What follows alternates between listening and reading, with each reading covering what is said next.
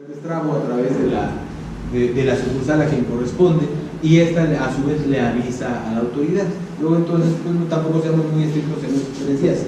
A veces tenemos procedimientos nosotros en los cuales el contribuyente dice: oye, es el tercer día y necesito que esté desbloqueado.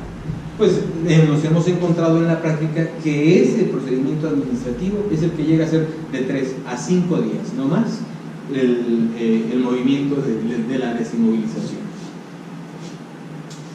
Vamos a ver ahora el embargo precautorio, para distinguirlo del aseguramiento. Habíamos visto que el aseguramiento está previsto en los artículos 40 y 40A. El embargo precautorio, que es distinto al aseguramiento, viene previsto en el artículo 145 a partir del segundo párrafo. Si nosotros leemos el artículo 145 del Código Fiscal de la Federación, pareciera de primera impresión que estamos hablando del procedimiento administrativo de ejecución, porque el primer párrafo de hecho se encarga de hablar del procedimiento administrativo de ejecución y se lee: las autoridades exigirán el cobro de los créditos fiscales a través del procedimiento administrativo de ejecución. Curiosamente, a partir del segundo párrafo dice: procederá el embargo precautorio. Y entonces vamos a ver por qué se llama embargo precautorio. Dice: procede cuando se haya desocupado el domicilio sin presentar aviso al Registro Federal de Contribuyentes. Dice: procede cuando exista oposición a la notificación del crédito fiscal. ¿Qué quiere decir esto? Que aún no se ha notificado el crédito fiscal. La diferencia entre el procedimiento administrativo de ejecución y el procedimiento del embargo precautorio es el crédito no ha sido notificado. Es decir, no estamos ante un crédito exigible. ¿Sí? Tenemos, dentro de todos los procedimientos, tenemos que hay créditos determinados, que es únicamente ya cuando la autoridad lo tiene, pero no lo ha notificado. Se vuelve exigible a partir de que lo notifica y vence el plazo que el contribuyente tiene para ofrecer garantía. Y después, cuando no lo impugna, cuando no ofrece garantía, entonces estamos en presencia de un crédito fiscal firme. Esta distinción nos va a servir incluso para ver, ahorita que lleguemos a las inmovilizaciones en términos del 156 bis, que la autoridad, cuando ya estamos hablando de un crédito fiscal firme, va a actuar de otra manera. Ya ni siquiera tiene que exigirnos el pago. Ya la autoridad lo hace a través de la orden a un banco, ya no lo hace con nosotros. Entonces, la condición para que pueda proceder este embargo precautorio va a hacer que no se tenga un crédito fiscal determinado. ¿Sí? Esto puede ser porque no estés localizado, porque te hayas opuesto a la diligencia, y la autoridad va a poder hacer un embargo únicamente de las 2/3 partes del adeudo, incluyendo los accesorios, no por la totalidad del crédito, porque tengamos en cuenta ello. Este embargo precautorio también tiene la finalidad de lograr la notificación del crédito fiscal. ¿Para qué? Para que entonces ya la autoridad dé oportunidad al contribuyente de ofrecer la garantía, dé la oportunidad al contribuyente de que vaya y utilice los medios de defensa, y entonces se vuelva un crédito fiscal exigible.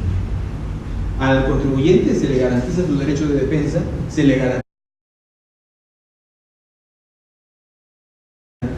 garantiza el derecho para garantizar el crédito fiscal, y la autoridad, ¿cuál es el beneficio de la autoridad que ha notificado?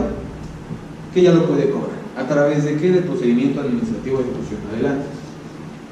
Mario, nuestro compañero Mario de Puebla, tocayo,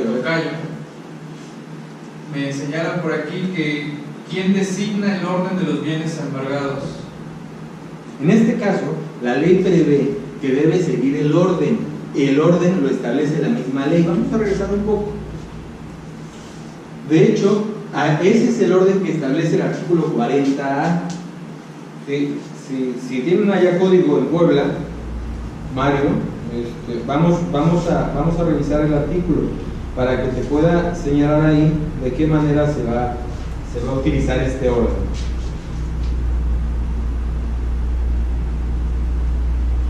Yo creo que también la pregunta viene por el sentido de que ¿quién tiene la potestad de designar si el contribuyente o el que va a embargar?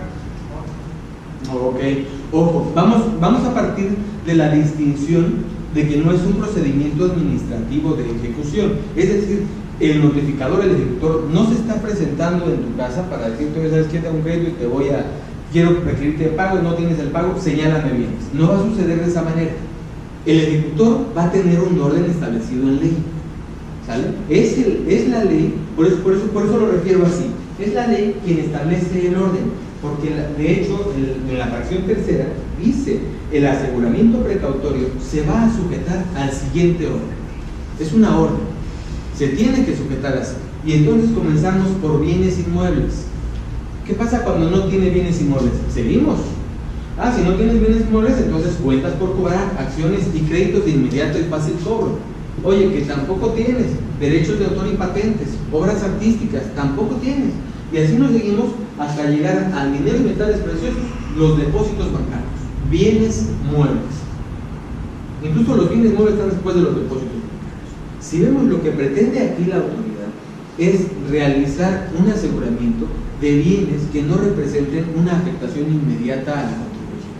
Únicamente esa medida de apremio para permitir que me permitas desarrollar las facultades de comprobación, las facultades de cobro, las facultades que tenga la autoridad.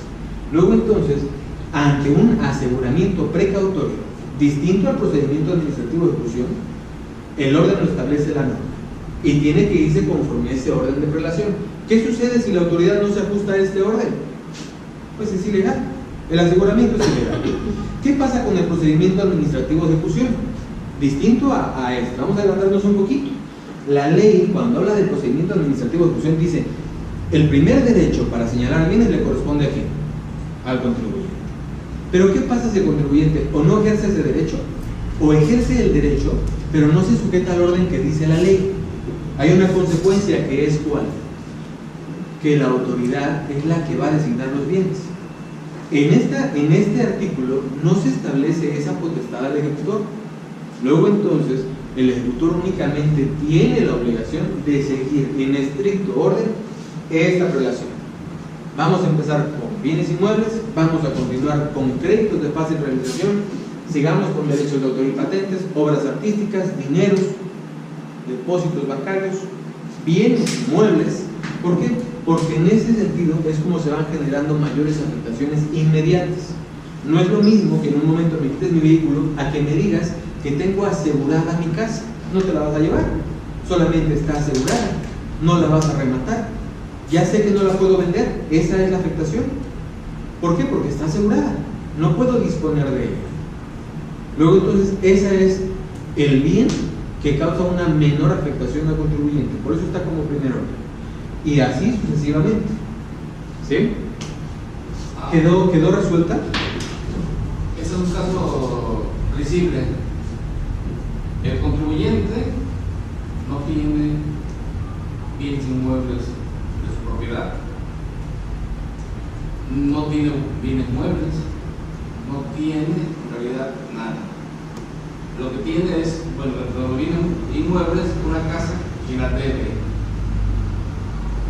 Luego entonces la autoridad no tiene manera de embargarle en absoluto nada. ¿Qué sucede? De hecho, en ese caso, si el contribuyente tiene una casa que debe, estamos hablando de que el contribuyente está comprando esa casa a crédito, ¿sí? Quiere decir que la autoridad ya puede ejercer un embargo sobre esa propiedad. ¿Qué va a pasar cuando la autoridad... Ahorita recuérdenlo, es un aseguramiento precautorio. La autoridad no va a sacar a remate, la autoridad no va a cobrar. Luego entonces no va a pasar a las siguientes etapas.